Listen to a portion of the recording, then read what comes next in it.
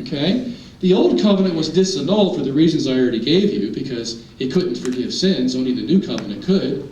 So we had to have a new legal document. The new covenant was our new legal document. But what do we do with the old covenant? Do we just discard it, throw it away, say it's no good, there's nothing good about it at all? No. We take the good things from it, and we put those in the new covenant, you see. And that's why Paul, in Romans 13, he's in the new covenant, you see.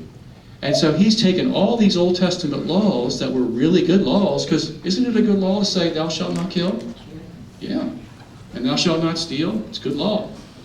Very good law.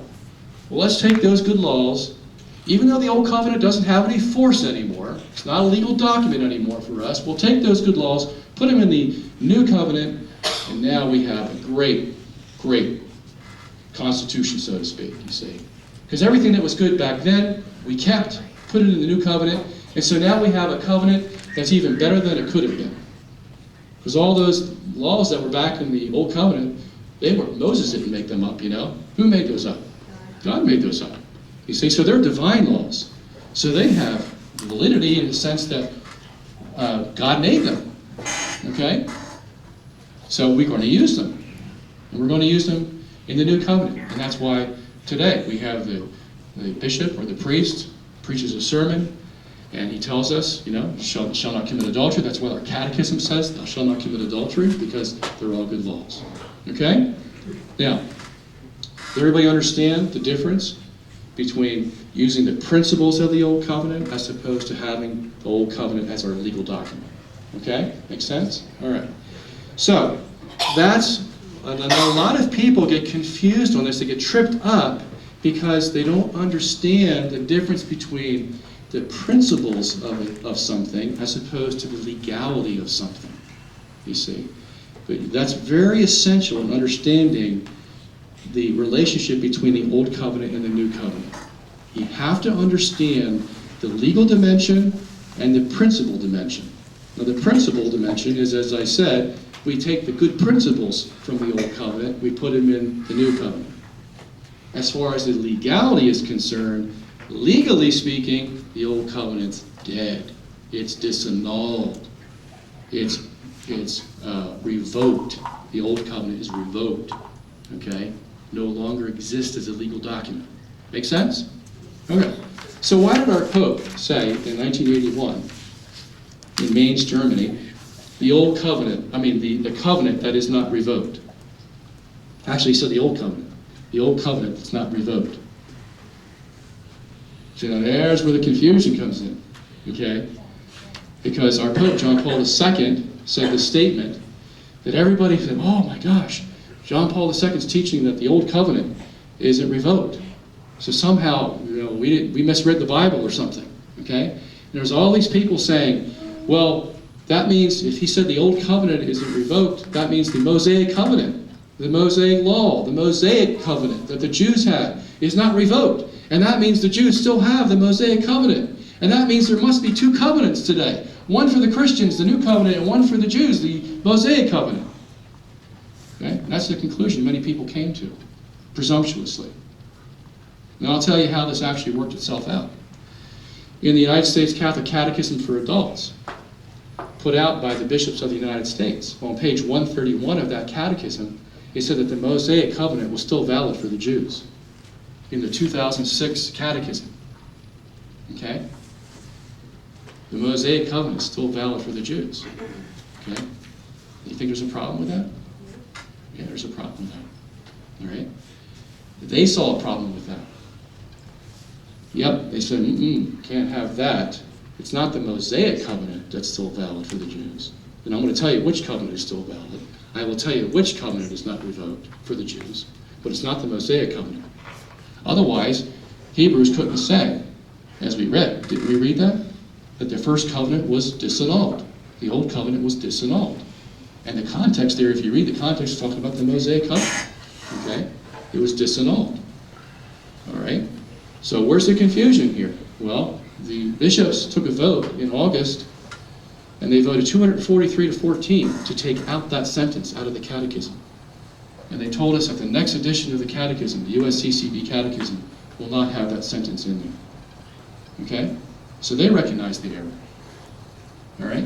Well, then let's go back to John Paul II. He said that the old covenant wasn't revoked. Well, what did he mean? Did he mean the Mosaic covenant? Okay? No, didn't mean the Mosaic covenant. He meant another covenant. Because a speech he had a few years later in Sydney, Australia, he said that the old covenant that he was referring to was the Abrahamic covenant, long before Moses. Now, if I confuse you just a little bit, because now I'm introducing another covenant, okay, hold on. In the Old Testament, you had two basic covenants. You had one made with Abraham, and then Moses came along about 600 years later, and God made another covenant. Okay? But God made the first covenant with Abraham, and when did God make that covenant with Abraham? Well, in Genesis chapter 12, he made a covenant with Abraham. He said, Abraham, you live in Ur of the Chaldees. I want you to leave Ur of the Chaldees, and I want you to go to this new land that I'm going to give you. And Abraham was 75 years old at the time. And he says, and I will have all the nations blessed because of you, if you obey my voice. And he went out, obeyed God's voice, and God was going to bless the nations. What was Abraham at that point in time? Was he a Jew or a Gentile? Nobody's ever asked you that question before, have they? He was a Gentile. Yeah, he was a Gentile, 75 years old. When did he become a Jew? When he was circumcised. And how old was he? Old. 99. He was 99. Verging on 100. 25 years later. Okay? So the original promise to Abraham, what we would call the Abrahamic covenant, was originally made to him when he was a Gentile. And that's Paul's argument to the Jews in Romans chapter 4 when they said, well, hold on here, Paul. How can you condemn us for not believing in Jesus? Abraham is our father. And Paul says, he's not just your father. He says, think about it. When was Abraham circumcised? Before he believed God, and God said, you're righteous before me, and gave him the covenant, or after? After he had a lot of wine. Yeah, you have to have a lot of wine to do that. He believed before he was circumcised. God made the covenant with Abraham before he was circumcised. So Paul says to the Jews, see, the very thing that you take pride in, the fact that you're Jewish because you've been circumcised, that's not what God based the covenant on. Yeah, later on he would make a covenant of circumcision with Abraham, but that was after he made the original covenant, you see. Abraham was already a Gentile. As a matter of fact, in Galatians chapter 3, verses 6 to 8, Paul says, and why do you think that God made a covenant with Abraham back in Genesis 12? It says, because he was going to be the father of the Gentiles. That's what he says in Galatians chapter 3, verse 6 to 8.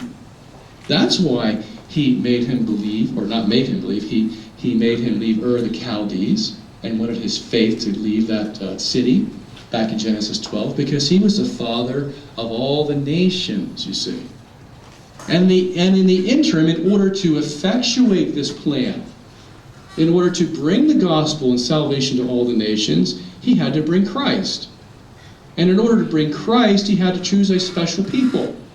And that special people he chose were the Jews. And that's why he made the next covenant with Abraham called the covenant of circumcision, you see. And that started the Jewish line right from there. And you can trace Jesus' lineage right down the center from the time of Abraham all the way through. That's why Matthew in his first chapter goes through Abraham and all the people that followed him right to Jesus Christ. Because he followed that lineage right down to the very person, you see. But that's why the Jews were brought into the picture. God wanted a special people for himself because his own son was going to come from that people, you see. And that son would provide salvation to the whole world, Jews and Gentiles, you see. So the Abrahamic covenant was not a covenant that was exclusively for the Jews. It was for the Gentiles and the Jews. For everyone, you see. Whereas the Mosaic covenant was only for the Jews. Once it served its purpose, it was disannulled. What was its purpose? To bring Christ. It was disannulled. The Abrahamic covenant, which was for Jew and Gentile, now is fulfilled in the new covenant, you see, because it transitioned into the new covenant, and now the new covenant brings this very salvation that God said would come to Abraham, to Jew and Gentile, you see. And John Paul II, when he said the old covenant isn't revoked, told us in his Sydney speech that the covenant he had in mind was the Abrahamic covenant, not the Mosaic covenant, you see. And that's where the distinctions have to be made. As I said, theology is all about making the proper distinctions, you see.